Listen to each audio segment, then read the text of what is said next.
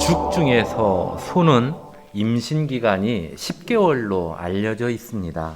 그리고 일반적으로 한 번에 한 마리를 낳습니다. 그런데 2020년 12월 31일 전북 장수군 계남면에서 새쌍둥이 송아지가 태어났다는 기사가 실렸습니다. 50년 동안 한우를 키워온 김명식 축산농가에서 일어난 일인데요.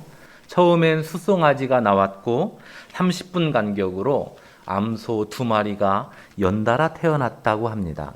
한우를 길러온 김 씨는 오랜 시간 동안 한우를 키워왔지만 이런 일은 처음 있는 일이라며 소띠해인 2021년에는 우리에게 좋은 일만 찾아올 거라는 길조라 생각한다면서 매우 기뻐했습니다. 이 소식을 들은 무진장 축협의 송재근 조합장도 새쌍둥이 출산이 한우 농가의 길조라 생각한다. 앞으로도 한우 사육에 있어 아낌없는 지원과 동행하는 자세로 일하겠다며 새쌍둥이를 출산한 김명식 농가에게 한우 사료 100포대를 지원했다는 기사가 실렸습니다. 이 기사를 보면서 생각했습니다. 맞아. 사람들은 어떤 특이한 현상을 보면 거기에 의미 부여를 하려는 성향이 있구나. 그렇습니다.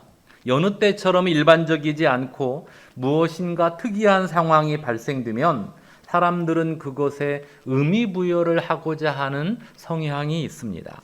특히 요즘처럼 코로나19로 인해 모든 사람들이 어려움을 겪고 있을 땐 그 성향이 더 짙어집니다.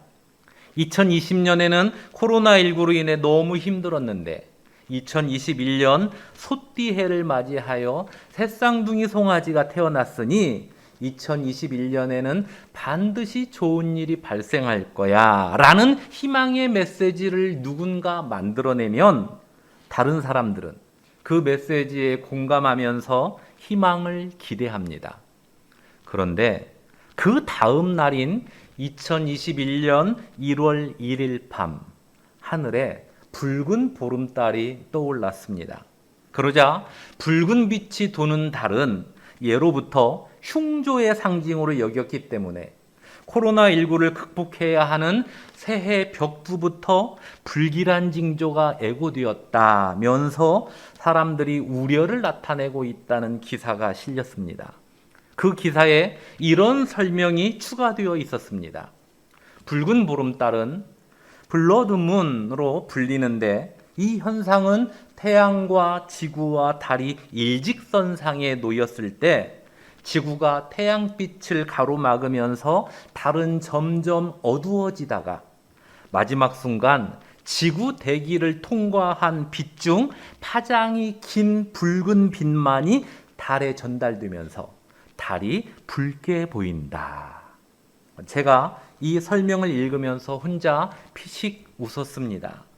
과학적 설명과 미신적 내용이 공존하는 뉴스라니 이거 참 아이러니하다.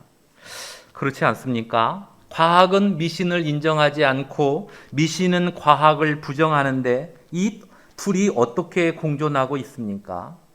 특이한 상황에 대하여 억지로 의미 부여를 하다 보니 이렇게 된 것입니다.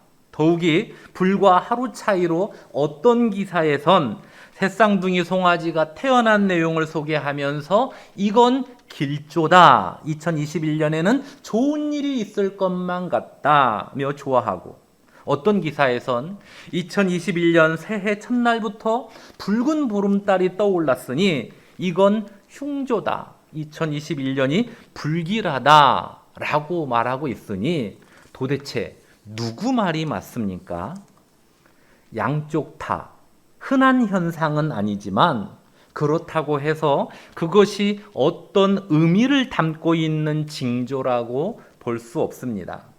지구가 태양의 주위를 돌고 달은 지구 주위를 돌면서 지구와 함께 태양의 주위를 돌고 있기 때문에 어느 순간 태양과 지구와 달이 일직선상에 놓일 때가 있습니다. 그때 파장이 긴 붉은 빛만이 달에 전달되면서 달의 색깔이 붉게 보이는 것이라고 합니다. 또 요즘엔 암소와 숫소의 교미로 인한 송아지의 출산보다 우수한 숫소의 정자를 추출하여 정자은행에 보관하였다가 인공 수정하는 방식을 많이 택한다고 합니다. 이러한 방식으로 인해 쌍둥이 송아지나 새쌍둥이 송아지도 출생할 확률이 많아지고 있다는 이야기를 들었습니다. 그런데도 사람들은 어려운 시기를 만날수록 어떤 현상을 징조라 여기고 거기에 의미까지 부여하는 성향이 짙은데, 그러한 접근 방법은 사람들로 하여금 헛된 소망을 갖게 하거나 갖지 않아도 되는 불안을 갖게 하는 부작용이 발생합니다. 그러나 이와 달리 반드시 이루어질 사실에 대한 징조도 있습니다. 무엇입니까? 그것은 바로 성경에서 언급된 징조입니다. 오늘 본문을 비롯해서 오늘 본문 이하에 나오는 21장 전체가 이 징조에 대하여 다루어지고 있습니다. 그 시작이 이렇게 됩니다. 5절을 보시죠. 어떤 사람들이 성전을 가리켜 그 아름다운 돌과 헌물로 꾸민 것을 말하며 예수께서 이르시되. 여기 어떤 사람들이 누구입니까? 같은 사건을 다루고 있는 마태복음 24장을 보면 성전의 아름다움을 말하던 어떤 사람들은 바로 예수님의 제자들이었습니다. 제자들이 예루살렘 성전을 가리켜 말하길, 이 성전은 아름다운 돌로 지어졌을 뿐만 아니라 사람들의 헌신으로 지어졌으니 참 보기 좋다면서 성전 건물을 칭송했습니다. 최초의 성전은 BC 960년경 솔로몬 왕에 의하여 지어졌습니다. 그랬는데 후에 바벨론이 세 차례 연거푸 유다를 침략하면서 BC 586년에 유다 백성들은 나라를 잃고 대다수가 포로로 끌려갑니다. 그때 성전도 다 무너졌습니다. 370여 년 동안 존재해 오던 성전이 무너지고 만 것입니다. 그러다가 유다 백성들이 바벨론 포로 생활을 마치고 돌아와 BC 516년경에 성전 재건을 마쳤는데 처음 성전에 비하여 웅장함과 화려함이 뒤떨어졌습니다. 그럴 수밖에 없는 것이 처음 성전은 솔로몬의 아버지 다윗 왕 때부터 금과 각종 재료들과 각 분야의 장인들까지 잘 준비되어 있었던 반면 두 번째 성전은 포로 생활을 마치고 돌아온 이후에 작업이 진행된 까닭에 모든 면에서 부족할 수밖에 없었습니다. 그때 학계 선지자가 유다 백성들에게 이런 말을 합니다. 이 성전은 이전 성전에 비하면 보잘것없다. 그러나 여호와의 영광이 이 성전에 충만하리라는 여호와의 말씀을 전했습니다. 무슨 이야기입니까?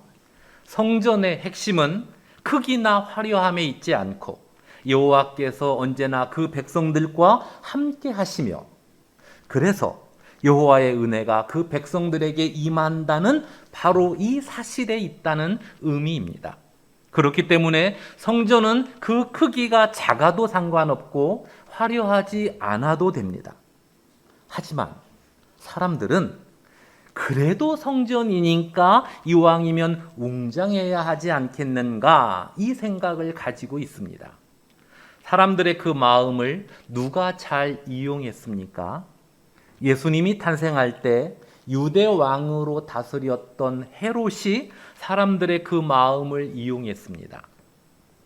학자들에 의하면 헤롯은 로마 황제의 총애를 받아 유대 왕이 되었지만 그가 에돔 혈통, 즉 에서의 혈통이었기 때문에 야곱의 혈통인 유대인들에게 인정을 잘 받지 못했다고 합니다. 그래서 헤롯이 유대인들의 환심을 사려고 성전을 화려하게 지어줬습니다. 두 번째 성전이 완공되고 약 500년이 흐른 뒤에 지어진 세 번째 성전입니다. 예수님과 함께 했던 제자들의 반응에서 볼 수 있듯이 당시 성전은 매우 웅장하고 또 화려했습니다.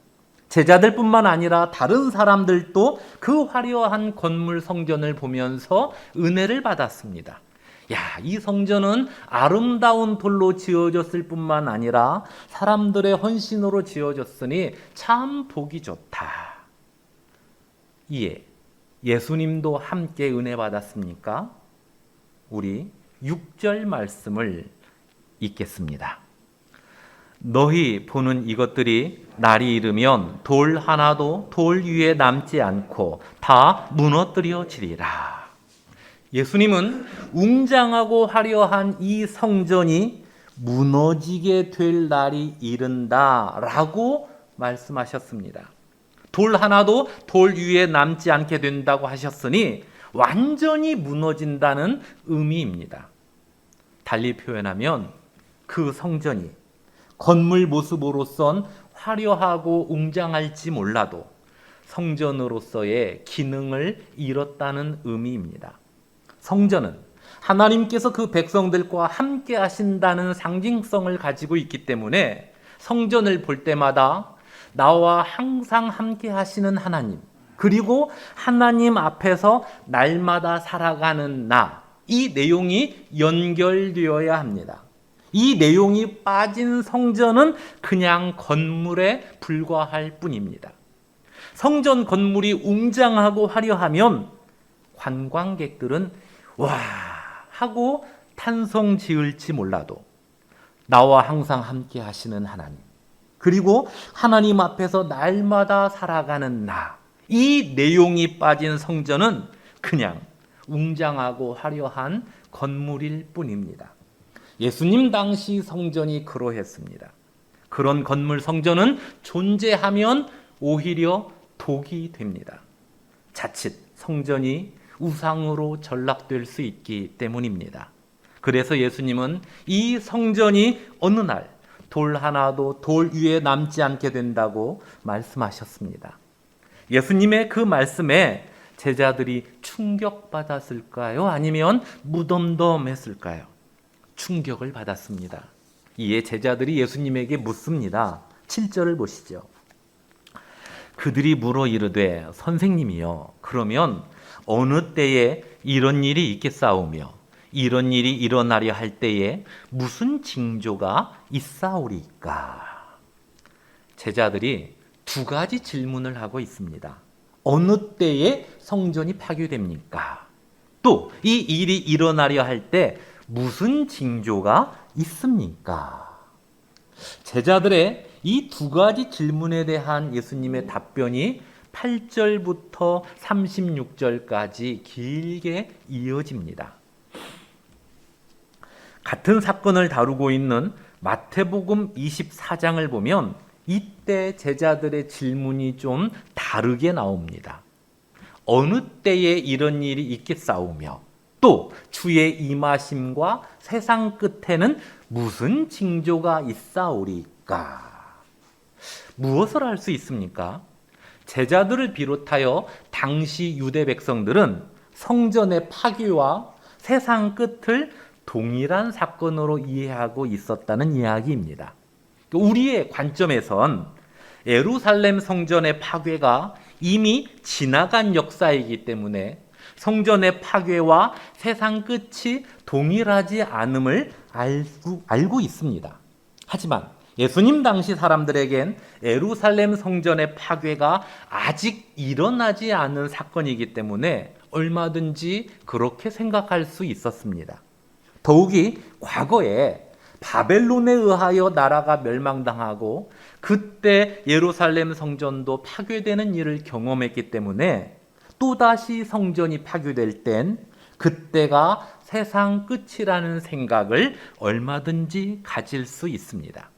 그러나 우리가 잘 알고 있듯이 예루살렘 성전이 파괴되는 때와 세상 끝은 같은 시기가 아닙니다.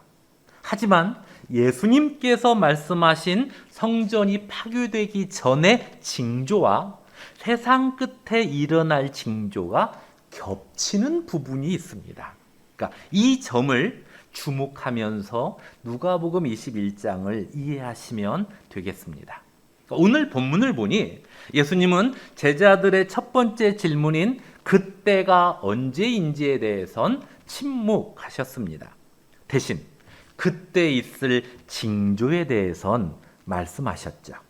8절과 9절을 보겠습니다. 이르시되 미혹을 받지 않도록 주의하라. 많은 사람이 내 이름으로 와서 이르되 내가 그라 하며 때가 가까이 왔다 하겠으나 그들을 따르지 말라. 난리와 소요의 소문을 들을 때에 두려워하지 말라. 이 일이 먼저 있어야 하되 끝은 곧 되지 아니하리라. 그러니까 성전이 파괴되기 전 어떤 징조가 있을 것이라고 예수님께서 말씀하셨습니까? 사람의 미혹입니다. 사람의 마음을 흔들어서 분별력을 잃게 만드는 것이 미혹인데 이 일을 하는 사람들이 많다고 하셨습니다. 그 사람들이 써먹는 미혹의 내용이 무엇이라고 하셨습니까? 많은 사람이 내 이름으로 와서 내가 그라, 즉 내가 그리스도라 말하면서 사람들을 미혹한다고 했습니다. 그러니까 달리 표현하면 그 말에 미혹당하는 사람들이 많을 것이라는 이야기입니다. 우리 시대에도 이 현상이 반복되고 있습니다. 별 사람들이 다 등장하여 자칭 그리스도라 말하면서 세상 끝이 다가왔다고 하는데 그 말에 미혹된 사람들이 매우 많습니다. 이와 관련하여 예수님께서 어떤 말씀을 하셨습니까? 그들을 따르지 말라고 하셨습니다. 미혹하는 사람인지 아니면 진짜 그리스도인지 어떻게 구분이 가능하다는 말입니까? 예루살렘 성전의 파괴 때 그리고 세상 끝에 내가 그리스도라 때가 가까이 왔다는 말씀을 예수님께서 또다시 하지 않는다는 이 사실에 주목하면 얼마든지 미혹하는 사람들을 구분할 수 있습니다. 무슨 말입니까? 성전이 파괴될 때 또 예수님께서 다시 오시는 날엔 예수님께서 처음 이 땅에 오실 때와 같이 제자들을 삼고 또 말씀을 가르치고 그러면서 사람들을 불러 모으는 이 일을 하지 않는다는 이야기입니다. 왜냐하면 예수님께서 다시 오실 그날이 곧 구원의 날이요 동시에 심판의 날이기 때문입니다. 그러므로 어느 집단에서 이분이 재림주입니다. 그러니 구원받으려면 이리로 오십시오라고 말하면 그곳은 100% 이단입니다. 이와 관련하여 오늘 본문과 같은 내용을 다루는 마태복음 24장 27절을 보면 이렇게 되어 있습니다. 번개가 동편에서 서편까지 번쩍임같이 인자의 임함도 그러하리라. 즉 세상 끝날에 그리스도께서 다시 오실 땐 모든 사람이 동시에 보게 된다는 내용입니다. 예를 들어 어느 종교 집단에서 그리스도가 오셨다. 이제 세상 끝이 가까이 왔으니 이리로 모여라. 이러며 기뻐 뛰고 난리 블루스를 출 때 다른 나라에서 또 교회에서 그리스도가 다시 오신 사실을 모를 수 없다는 이야기입니다. 번개가 치면 동쪽에 있는 사람과 서쪽에 있는 사람이 동시에 보듯이 그리스도께서 오시면 온 인류가 동시에 보게 됩니다. 동시에 하나님의 백성들이 그리스도를 맞이하게 됩니다. 그날 구원받을 성도와 심판받을 사람들이 분명하게 나뉘며 이 일은 점차적으로 진행되지 않고 일순간에 그리고 동시에 발생됩니다. 그렇기 때문에 내가 그리스도라 때가 가까이 왔다는 말을 하면서 자기들만의 성경 공부를 하고 있다면 그들은 미혹하는 이요 가짜니 그들에게 미혹당하지 않도록 주의해야 합니다. 또한 예수님께서 다시 오실 세상 끝날에는 저와 여러분이 동시에 다 알게 되고 동시에 맞이하게 되니 행여라도 우리가 모르는 사이에 그리스도께서 오시지 않을까? 이 걱정은 하지 않아도 됩니다.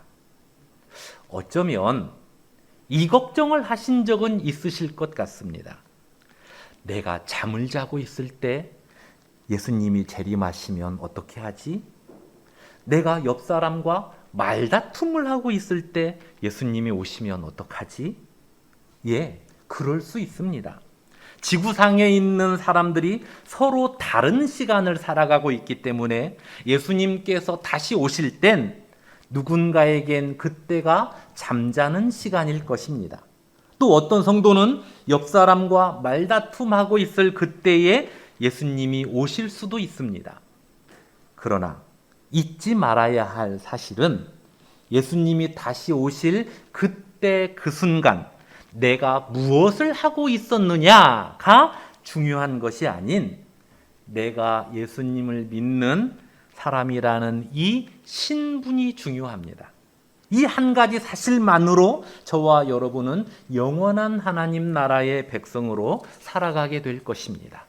성도인 우리에게 그 은혜가 주어졌으니 일상을 살아갈 때 예수님을 믿는 사람처럼 또 예수님을 닮은 모습으로 살아가다가 주님 다시 오실 때 맞이하면 되고 또 주께서 나를 부르실 때 주 앞으로 나아가면 되는 것입니다. 영국의 빅토리아 여왕은 왕위에 오른 후 영국 왕실의 관습에 따라서 핸델의 메시아 특별 공연을 보러 갔다고 합니다. 그녀는 그날 왕가의 의전 규칙을 기억해냈습니다. 영국 왕가에선 메시아 공연 중 할렐루야 합창이 울려 퍼질 때 모든 사람들이 일어날지라도 여왕만큼은 일어나선 안 된다며 교육을 해왔습니다. 여왕의 권위를 드러내기 위해서였죠. 그런데 할렐루야 합창곡이 시작되자 빅토리아 여왕의 마음이 불편해졌습니다. 합창의 내용이 주님을 만왕의 왕으로 선포하는 부분에 다다르자 더 이상 그녀는 앉아 있을 수 없었습니다. 여왕은 자리에서 벌떡 일어났습니다. 그리고 만왕의 왕이신 주님을 함께 찬양했다는 일화가 있습니다. 만왕의 왕이신 주님을 찬양하는 그 자리에서 감히 앉아만 있을 수 없었던 빅토리아 여왕의 그 모습처럼 우리들의 일상도 그러했으면 좋겠습니다. 죄로 죽었던 우리를 위해 예수님께서 보혈을 흘려주셨고 그로 말미암아 하나님의 자녀가 되게 하셨으니 일상을 살아갈 때 예수님 믿는 사람처럼 살아가지 못하면 또 예수님을 닮은 모습으로 살아가지 않으면 마음이 불편한, 그래서 예수님을 믿는 사람처럼 또 예수님을 닮은 모습으로 살아가기 위해 마음을 다잡고 자리에서 벌떡 일어나는 저와 여러분들의 일상이 되었으면 좋겠습니다. 이 일상을 살아가다가 주님 앞에 나아갈 때 또 주님이 다시 오실 때 기뻐 맞이하는 저와 여러분들이 되길 주님의 이름으로 축원합니다. 기도하겠습니다. 하나님 아버지, 우리가 살아가는 이 세상에 성도를 미혹하는 사람도 많고 환경도 많습니다. 이 모든 미혹에서 넘어지지 않도록 붙잡아 주옵소서. 또한 성도를 미워하고 핍박하는 사회적 풍토가 만연해 있습니다. 그럴지라도 더 당당하게 성도의 길을 걸어가는 우리가 되게 하옵소서. 이 한 주간 각자의 자리에서 예수님을 믿는 성도답게 살아가게 하옵소서. 그 모습으로 그리스도의 향기를 나타내게 하옵소서. 예수님의 이름으로 기도드리옵나이다.